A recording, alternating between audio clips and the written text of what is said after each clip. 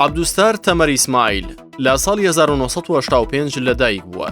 ئێستا لە شیلاتزێ نیشتەجێیە، پیشەی ئێستای مامۆستایە. هەڵگری بڕوانامەی 1 بەکالۆریۆس لە زانکۆی سەلاحەدین لە کۆلێژی شەریعە لە ساڵی 2009 بۆ 2010. 2 ماستەر لە زانکۆی بینگۆڵ کۆلێژی ئیلاهیات بەشی ئەلفقه و ئوسوڵە لە ساڵی 2017 بۆ 2018. 3 نووسەر و وەرگێڕ. شارەزایی و لێهاتووی هەیە لە 1 پەروەردە و بانگەواز، 2 زمانی کوردی و عەرەبی، خوێندن و نووسین و ئاخاوتن. چالاکی ڕۆشنبیری و کەلتوری، نووسین بەشداری کۆنگرە و کۆنفرانسی زانستی و کۆڕ و وانەوتنەوە.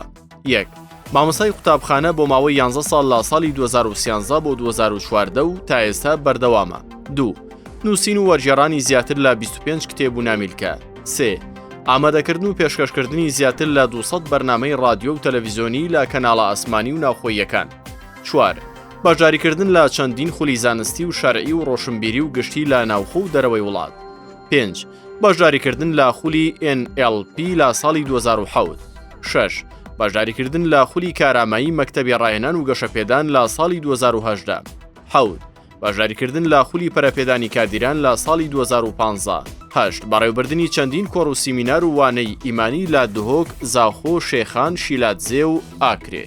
9 ڕێکخستن و سەرپەرشتیکردنی چەندین گردبنەوە و خۆپشاندانی جەماوەری، بۆ نمونە خۆپشاندانی مامۆسانی شیلاتزێ لە مانگی ئازاری ساڵی 2018 و چەندین خۆپشاندانی دیکەی جەماوەری.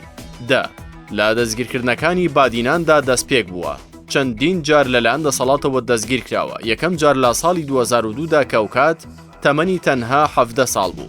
11 بەدەستهێنانی زیاتر لە 50 بڕوانامە و مۆڵەتی زانستی لە بوارە جیاوازەکان لەسەر دەستی زانانی ناسرا و لە 17 وڵاتی عەرەبی و ئیسلامی.